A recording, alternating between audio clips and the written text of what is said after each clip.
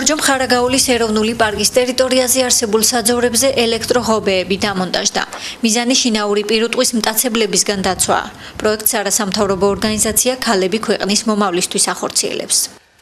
პროექტი ითვალისწინებს ალპურ საძოვრებზე მწყემს დაბინებთან ელექტროღობეების დამონტაჟებას, რაც თავისთავად გაუმჯობესებს მწყემსების პირობებს და უკეთეს გახდის ურთიერთობას ეროვნული პარკის ადმინისტრაციასთან, ასევე დაიცავს მგლებს და მტაცებელ ცხოველებს იმ საფრთხეებიდან, რაც არის გამოწვეული, თქვათ, მიყენებული ზარალის შედეგად.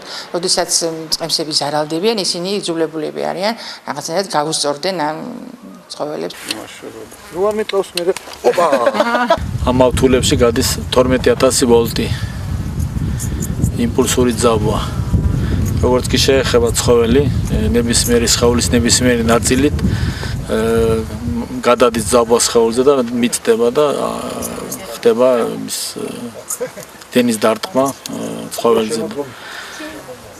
საკვარისი ერთხელ იგომოს ცხოველმა ეს ძაბვა, ეს იმპულსი, რომ მეორედ აღარ მიეკარება ამ ავთულს.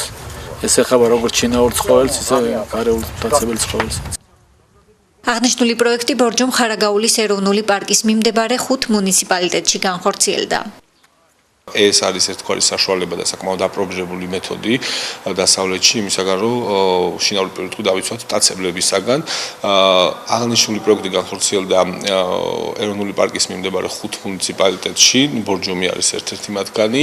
ეს არის სადემონსტრაციო სამოდელო ადგილები, ესე ვთქვათ, რომელიც საშუალებას მისცემს და შეუძლიათ გამოცდილება გაიზიაროს სხვა მწესება იმისათვის, რომ არსებობს სხვა მეთოდები მტაცებლებისგან თავდაცვა გარდა თოფის სროლისა. სწორედ ამ ხრივ საკმაოდ მნიშვნელოვანია ეს პროექტი ეროვნული პარკისათვის. ელექტროღობე მზის ენერგიაზე მუშაობს. აქვე მწყემსებს საშუალება ექნებათ მობილური ტელეფონები დატენონ და განათებით ისარგებლონ.